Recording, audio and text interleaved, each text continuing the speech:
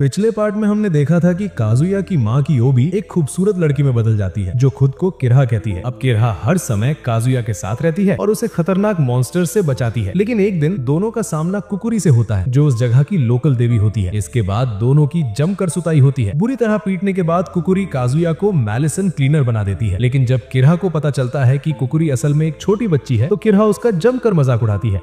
अब आगे फिर सब लोग घर की तरफ निकलते हैं। चिसादो से अलग होने के बाद काजुया किरहा को पीठ पर बिठाकर घर ले जाता है और उससे वादा करता है कि उसकी मदद से वो एक अच्छा मेलिसन क्लींजर बनने की पूरी कोशिश करेगा। शाम को काजुया पूरे दिन की घटनाओं से अब भी हक्का बक्का रहता है और किरहा के छोटे हो चुके रूप को देखकर और ज्यादा हैरान होता है। उसकी लंबाई अब कम हो गई है जो उसकी ताकत खत्म होने का साइड इफेक्ट है। काजुया उसका मजाक उड़ाता है तो किरहा झट से जवाब देती है कि वो हमेशा ऐसी नहीं रहेगी, बस पूरी तरह ठीक होने में थोड़ा वक्त लगेगा। इसके बाद दोनों पहले की तरह साथ नहाते हैं। माहौल हल्का फुल्का और सुकून भरा हो जाता है। वहीं किरहा काजुया की उस तकनीक के बारे में सोचती है जो उसने कुकुरी से लड़ते वक्त इस्तेमाल की थी। उसे अचानक एहसास होता है कि ये वही चाल है जो कभी काजुया की माँ कानाका ने इस्तेमाल की थी। उसे एक पुरानी याद आती है। वो लॉलीपॉप चाट रही होती है और कानाका उसके पास बैठी होती है। कानाका ने प्यार से कहा था कि अगर कभी उसके साथ कुछ हो जाए तो किरहा को हर हाल में काजुया की रक्षा करनी हो। किरहा ने तब वादा किया था और उसी वादे को याद करते हुए वो अचानक बेहोश सी हो जाती है, जिससे काजुया को उसकी देखभाल करनी पड़ती है। किरहा के नए शरीर के लिए कपड़ों का इंतजाम करने के लिए काजुया पहले अपनी बहन से उसकी पुरानी ड्रेसेस मांगने जाता है, लेकिन वो डर जाती है और गलत मतलब निकाल लेती है। तो काजुया बिना कुछ कहे वहां से निकल जाता है। फिर वो चिसादो से मदद मांगता है और वो आराम से अपने कपड़े देने को मान जाती है, लेकिन रात के लिए कुछ अलग चाहिए था। तो काजुया अपने थोड़े शातिर दोस्त ओसामू को कॉल करता है। ओसामू उसे कुछ अजीब से कपड़े थमा देता है। काजुया साफ कह देता है कि उसका वैसा कोई इरादा नहीं है। वो घर लौटकर किरहा के लिए पुडिंग्स लाता है और उसे कपड़े दिखाता है। किरहा कपड़े देखकर पूछती है कि ये सब इतने अजीब क्यों हैं? थोड़ी नोक झोंक के बाद काजुया बताता है कि ये सब ओसामू से मिले हैं। किरहा को ये सब अजीब लगता है, लेकिन कहती है कि वो वही पहनेगी जो काजुया को ठीक लगे। लेकिन काजुया कहता है उसको पसंद हो वो पहन सकती है। अगले दिन स्कूल में जैसे ही काजुया अपनी डेस्क पर बैठता है, ओसामू उसे देखकर शरारती सी मुस्कान देता है, मानो सब समझ गया हो। कुछ दिन बाद किरहा काजुया से कहती है कि अब उसकी ट्रेनिंग शुरू करने का वक्त आ गया है ताकि वो अपने नए रोल मेलिसन क्लींजर के लिए तैयार हो सके। लेकिन काजुया हमेशा की तरह टालने की कोशिश करता है, जिससे किरहा चिढ़ जाती है। वो उसे डांटने के लिए अपनी साश उठाती है, लेकिन तभी उसे एहसास होता है कि अब उसमें खुद को बचाने की ताकत भी नहीं बची। कुकुरी से लड़ाई के बाद उसकी शक्ति बहुत कम हो चुकी है। अब वो न खुद को बचा सकती है न काजुया को। इसलिए वो समझाती है कि काजुया को मजबूत बनाना जरूरी है ताकि आगे आने वाले खतरे वो खुद संभाल सके। ट्रेनिंग शुरू होती है और थोड़ी सी दौड़ में ही काजुया हांफने लगता है। किरहा हैरानी से देखती है कि क्या ये लड़का सच में कुछ कर भी पाएगा। वो अपनी ओबी फॉर्म में बदलकर उससे वही तकनीक दोहराने को कहती है जो उसने कुकुरी के खिलाफ इस्तेमाल की थी, लेकिन काजुया खुद नहीं जानता कि उसने वो कैसे किया था। ये बात किरहा को और ज्यादा परेशान कर देती है। काजुया कंधे उचकाकर कह देता है कि वो भी उतना ही कंफ्यूज्ड है। आखिरकार किरहा हार मान लेती है और कहती है कि आज के लिए बस अब घर चलते हैं। घर आकर दोनों फिर से नहाने जाते हैं। वहीं किरहा काजुया से अपने बारे में और बताती है कि वो एक ऑब्जेक्ट स्पिरिट है और इंसानी रूप और ओबी रूप दोनों ले सकती है। वो काजुया से पूछती है कि ऐसा क्यों है। जब वो गलत जवाब देता है तो किरहा उसे हल्के से सबक सिखाती है और बताती है कि ऑब्जेक्ट स्पिरिट्स असल में औजार होते हैं और औजार इंसान के बिना नहीं रह सकते। उनकी ताकत उस बंधन से जुड़ी होती है जो वो अपने मास्टर के साथ बनाते हैं। किरहा मानती है कि श्राइन वाली लड़ाई से पहले उसने काजुया को दिल से स्वीकार ही नहीं किया था। अब क्योंकि उसने सारी जमा की हुई एनर्जी खर्च कर दी है तो वो सिर्फ उस बॉन्ड के सहारे जिंदा है जो उसे काजुया से जोड़े हुए है। यही वजह है कि अचानक कुकुरी एक छोटी बच्ची में बदल गई थी। उधर श्राइन में कुकुरी और कोकायो कुछ कारपेंटर्स से मिलते हैं ताकि लड़ाई से हुए नुकसान की भरपाई करवाई जा सके, लेकिन जैसे ही मजदूरों को पता चलता है कि श्राइन के पास पैसे नहीं है, वो सब बिना एक पल सोचे वहाँ से रफू चक्कर हो जाते हैं। उसी रात जोरदार बारिश होती है और श्राइन धीरे धीरे टूटने लगता है। दूर कहीं किरहा हल्की सी मुस्कान के साथ सोचती है कि कुकुरी की तो किस्मत ही खराब हो गई है। एक जमाने की ताकतवर देवी अब बेघर हो चुकी है। लेकिन कोकायो कहती है कि घबराने की जरूरत नहीं है, रहने के लिए हमारे पास एक और जगह है। अगले दिन ट्रेनिंग के दौरान उनकी मुलाकात किरहा और काजुया से होती है। किरहा जबरदस्ती काजुया की ट्रेनिंग कर रही होती है और साथ ही साथ अपनी भड़ास भी निकाल रही होती है। कुकुरी पूछती है कि ये सब क्या चल रहा है, तो किरहा बताती है कि वो उसकी रेंज कंट्रोल की प्रैक्टिस करवा रही है। ये सुनकर कुकुरी कंफ्यूज हो जाती है। वो सोचती है कि जिसने उसे हराया था उसी इंसान को अब बेसिक चीजें क्यों सिखाई जा रही हैं। किरहा साफ साफ बोलती है कि वो पूरी लड़ाई बस एक एक्सीडेंट था। असल में काजुया बहुत ही ज्यादा कमजोर है। ये सुनकर कुकुरी हैरान रह जाती है। उसे शक होने लगता है कि कहीं उसने काजुया को मेलिसन क्लींजर बनाकर बहुत बड़ी गलती न कर दी। वो वहाँ से जाने लगती है, लेकिन किरहा नोटिस करती है कि कुकुरी श्राइन की तरफ नहीं किसी और दिशा में जा रही है। जब वो पूछती है कि वो कहाँ जा रही है तो कुकुरी घबरा जाती है। किरहा जिज्ञासा में उसके पीछे पीछे चल पड़ती है और जैसे ही उनकी नई जगह देखती है तो वो जोर जोर से हंसने लगती है। एक छोटी सी टूटी फूटी झोपड़ी जैसी जगह जहाँ अब एक जमाने की महान देवी को रहना पड़ रहा है। अगले दिन काजुया को स्टूडेंट काउंसिल प्रेसिडेंट बुलाता है। जब वो ऑफिस पहुंचता है तो प्रेसिडेंट तदाका उसे देखकर बहुत खुश होता है, लेकिन जब काजुया उसे पहचान नहीं पाता तो तदाका अपने बाल बदलता है और अपनी असली पहचान दिखाता है। वो वही लड़की होती है जिसे काजुया ने पहले आमासोगी से बचाया था। काजुया पूरी तरह चौंक जाता है। फिर तदाका उसे टेबल टॉप आरपीजी के बारे में बताता है, जो एक तरह का रोल प्लेइंग गेम होता है, लेकिन कंप्यूटर पर नहीं बल्कि पेन और कागज से खेला जाता है। काजुया को कुछ समझ नहीं आता तो तदाका सीधे मुद्दे पर आता है। वो बताता है कि टेबल टॉप आरपीजी नाम का एक club social studies research club के कमरे पर कब्जा कर चुका है। तदाका ने पहले किसी को जांच के लिए भेजा था, लेकिन वो लड़का वापस आकर बोला कि उसने वहाँ एक मॉन्स्टर देखा है। जब सब लोग हॉलवे से होकर उस तरफ जाते हैं तो वो लोग रास्ते में असानों से टकराते हैं और तभी तदाका को एहसास होता है कि पूरा क्लब रूम ही गायब हो चुका है। किरहा अपने पेंडेंट से आमासोगी को चेक करती है और पेंडेंट तुरंत रिएक्ट करता है, जिससे साफ हो जाता है कि कुछ बहुत गड़बड़ है। किरहा सबको वहाँ से जाने को कहती है क्योंकि अभी वो लोग इतने बड़े खतरे के लिए तैयार नहीं है, लेकिन तब तक बहुत देर हो चुकी होती है। हॉलवे पूरी तरह ब्लॉक हो चुका होता है। तभी वहाँ एक लड़का आता है जिसका माथा बहुत ज्यादा बड़ा होता है। उसका नाम नाकाजिमा होता है। वो तदाका से मांग करता है कि उनके क्लब को ऑफिशियली रिकॉग्नाइज किया जाए और उन्हें एक कमरा दिया जाए। वो एक फॉर्म आगे बढ़ाता है, लेकिन तदाका उसे देखने से भी मना कर देता है। तभी काजुया सुझाव देता है कि अभी के लिए हाँ बोलने का नाटक कर लेते हैं ताकि आमासोगी का असर रुक जाए, लेकिन तदाका अड़ा रहता है और साफ मना कर देता है। तभी नाकाजिमा अपना स्केचबुक निकालता है, उसमें एक मिनोटॉर बनाता है और देखते ही देखते वो राक्षस असली बन जाता है और सबका पीछा करने लगता है। सब जान बचाकर भागते हैं, लेकिन आगे रास्ता बंद होता है। भागते भागते वो एक साइंस लैब में घुस जाते हैं और तभी उन्हें एहसास होता है कि वो सीधा जाल में फंस चुके हैं। किरहा काजुया से कहती है कि अब दिमाग लगाना पड़ेगा। काजुया पूरी ताकत से सोचता है और पहली बार अपने दिमाग का सही इस्तेमाल करता है। उसे समझ आ जाता है कि असली आमासोगी वो स्केचबुक ही है, जिसमें जो भी बनाया जाए वो हकीकत बन जाता है। अगर ड्राइंग मिटा दी जाए तो राक्षस भी खत्म हो सकता है। तदाका और ओसामू मिनोटॉर पर पानी फेंकते हैं, लेकिन कोई असर नहीं होता। तभी काजुया एक फायर एक्सटिंग्विशर उठाता है और उसे स्केचबुक में बनी मिनोटॉर की तस्वीर पर स्प्रे करता है। तस्वीर का हाथ मिट जाता है और असली मिनोटॉर का हाथ भी टूटकर गिर जाता है। इतने में उन्हें भागने का मौका मिल जाता है, लेकिन आगे फिर एक दीवार रास्ता रोक लेती है। काजुया फिर से एक्सटिंग्विशर चलाता है और दीवार का एक हिस्सा मिटा देता है, लेकिन तभी एक्सटिंग्विशर खाली हो जाता है। उसी वक्त नाकाजिमा वापस आता है अपने मिनोटॉर के साथ, जिसका हाथ अब बहुत कमजोर लग रहा था। वो हंसते हुए कहता है अब सब खत्म करने का टाइम आ गया है, लेकिन काजुया की नजर पास पड़े एक और एक्सटिंग्विशर पर पड़ती है। उसे बस किसी तरह वहां तक पहुंचना था। इधर तदाका हार मानने का सोचने लगता है और खुद को इस सब के लिए दोष देने लगता है, लेकिन काजुया उसे रोकता है और कहता है कि गलती उसकी थी, तदाका की नहीं, क्योंकि मैलिसन उसी की वजह से खिंचा चला आया था। काजुया किरहा को इशारा करता है और वो तुरंत ओबी में बदल जाती है। उसकी मदद से काजुया अपने रेंज ट्रेनिंग में सीखे हुए दाव इस्तेमाल करता है। वो अपनी सैश से फायर एक्सटिंग्विशर खींच लेता है और पूरी ताकत से मिनोटॉर पर हमला करता है। आखिरकार मिनोटॉर खत्म हो जाता है। नाकाजिमा वापस नॉर्मल हो जाता है और उसे समझ ही नहीं आता कि अभी अभी हुआ क्या। किरहा उसे समझाती है कि अगर वो मैलिसन और पनिशमेंट से बचना चाहता है तो उसे खुद अपने बनाए हुए आमाजोगी को खत्म करना होगा। नाकाजिमा पछतावे के साथ स्केचबुक फाड़ देता है, लेकिन अचानक वो एक बचा हुआ पन्ना निकालता है और उससे फिर एक नया मिनोटॉर बुला लेता है। सब घबरा जाते हैं। तभी ओसामू एंट्री मारता है पूरे कॉन्फिडेंस के साथ। कहता है घबराने की जरूरत नहीं है। वो बताता है कि उसे पहले से शक था, इसलिए उसने नाकाजिमा का स्केचबुक पहले ही फेक से बदल दिया था। ओसामू असली स्केचबुक खोलता है और उसमें एक जबरदस्त फायर ड्रैगन बना देता है, जो एक ही बार में मिनोटॉर को राख कर देता है। अब आखिरकार सब कुछ शांत हो जाता है। बाद में ओसामू नाकाजिमा को डांटता है कि उसने अपने टैलेंट का गलत इस्तेमाल किया। फिर वो दिखाता है कि असल आदमी कैसे ड्राइंग करते हैं और किरहा को उसकी पूरी ताकत वाले अंदाज में बना देता है। किरहा ये देखकर गुस्सा हो जाती है। काजुया बचाव करने की कोशिश करता है, लेकिन उल्टा उसे किरहा से ही सजा मिल जाती है, जिससे पता चलता है कि उसकी सैडिस्टिक साइड भी पूरी तरह इंटैक्ट है। कुछ दिन बाद हिरोशी नाम का एक लड़का हिम्मत करके रूफटॉप पर चिसादो को अपने दिल की बात बताता है। काजुया और किरहा दूर से सब देख रहे होते हैं। चिसादो शांति से उसे मना कर देती है। हिरोशी टूट जाता है और पूछता है कि क्या वो प्यार के लायक ही नहीं है। चिसादो बताती है कि उसे पहले से ही कोई और पसंद है। बाद में काजुया के घर पर काजुया उससे पूछता है कि वो लड़का कौन था। चिसादो जवाब देने से मना कर देती है और उसे बदतमीज कह देती है। उसी वक्त किरहा पुडिंग ढूंढते हुए चिसादो के बैग से एक डॉल निकाल लेती है। जब वो चिसादो से इसके बारे में पूछती है तो चिसादो घबरा जाती है और बात टाल देती है। उधर हिरोशी अकेले में डेटिंग सिम गेम खेलते हुए अपनी फ्रस्ट्रेशन निकाल रहा होता है। अचानक स्क्रीन पर एक अजीब ग्लिच आता है जो उसे एक विश मांगने को कहता है। अगले दिन स्कूल में काजुया को सब कुछ अजीब लगता है। हर कोई कपल्स बनाकर बात कर रहे होते हैं, जैसे सब किसी डेटिंग गेम के अंदर हो। रोमांटिक रूट्स,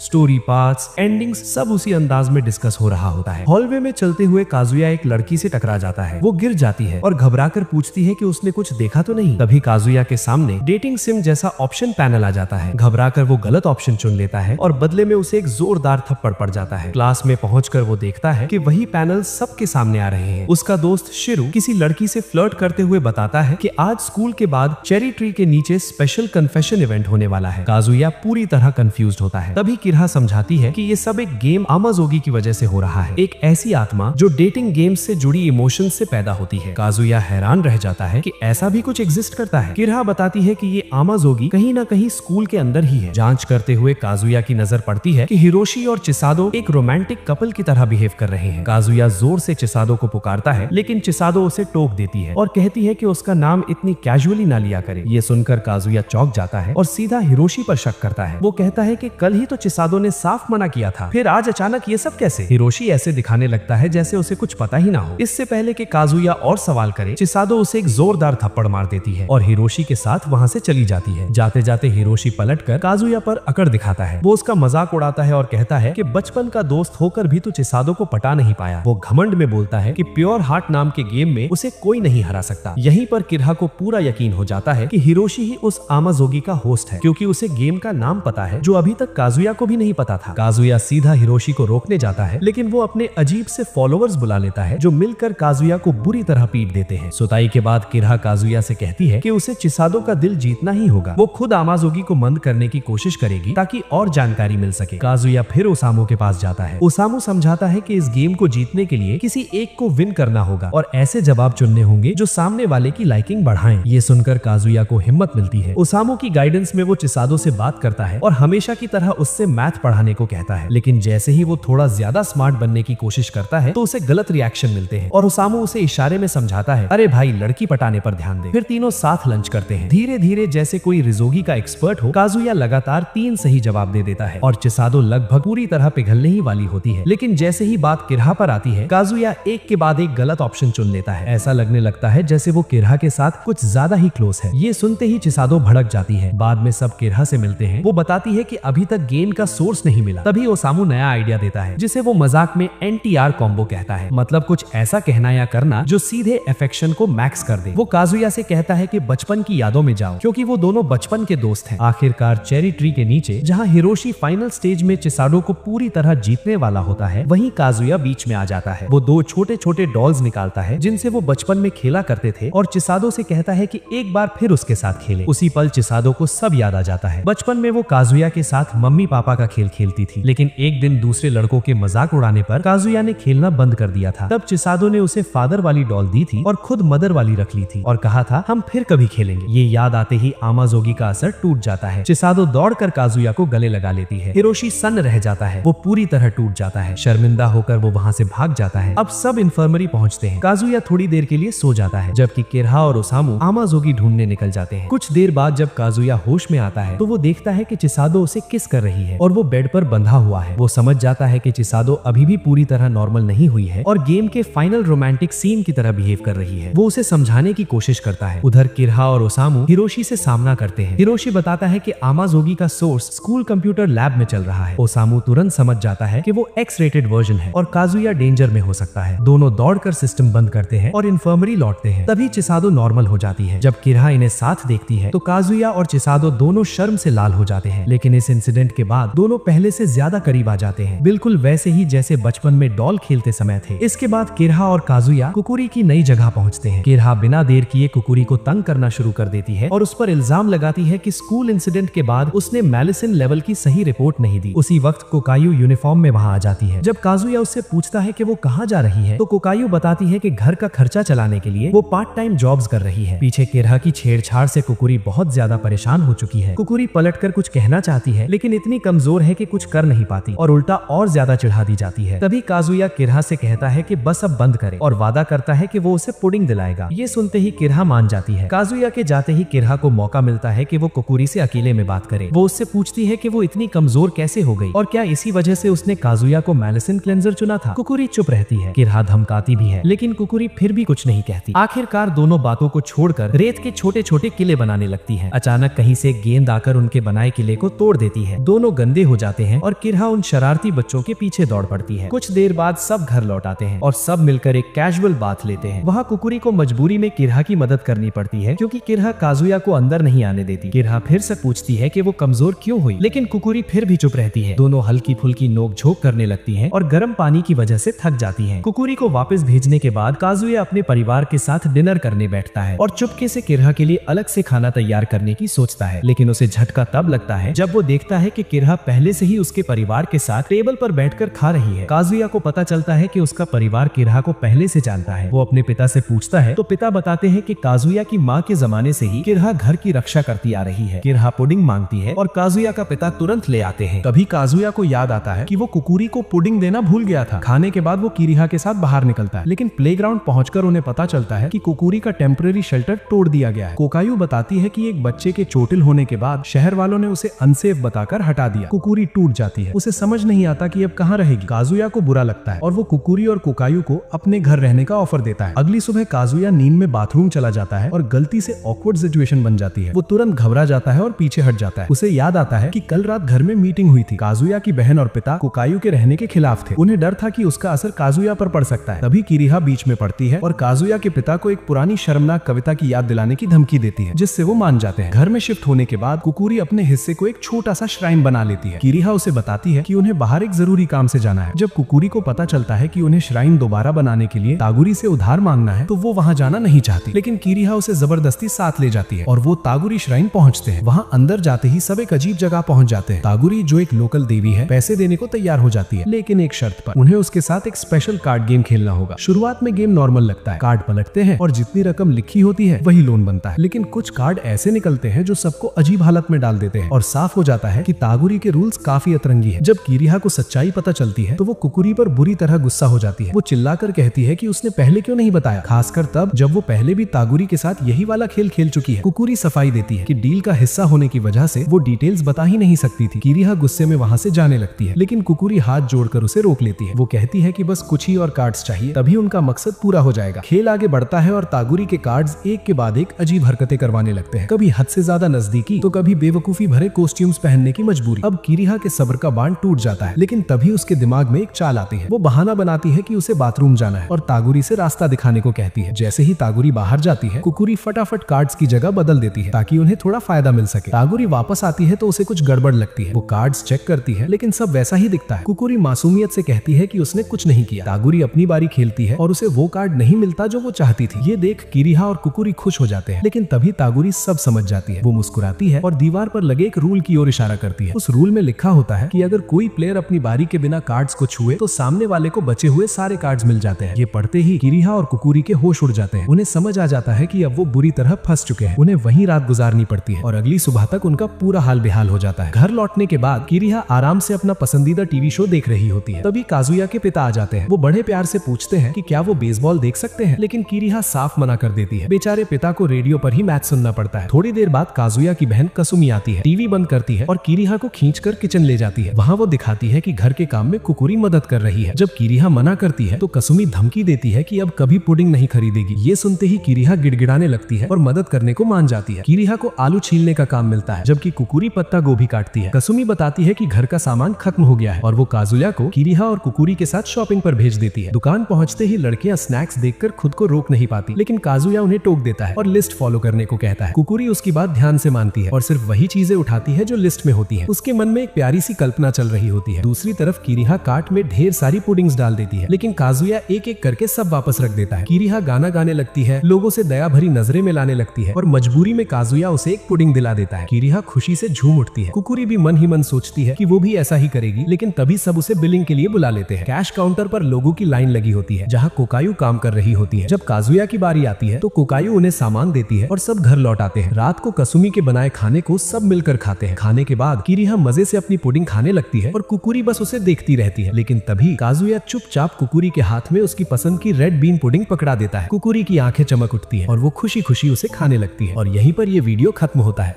अगर आपको ये वीडियो अच्छा लगा हो तो वीडियो को लाइक और चैनल को सब्सक्राइब जरूर करें और नेक्स्ट पार्ट के लिए कमेंट में ओबी लिखो।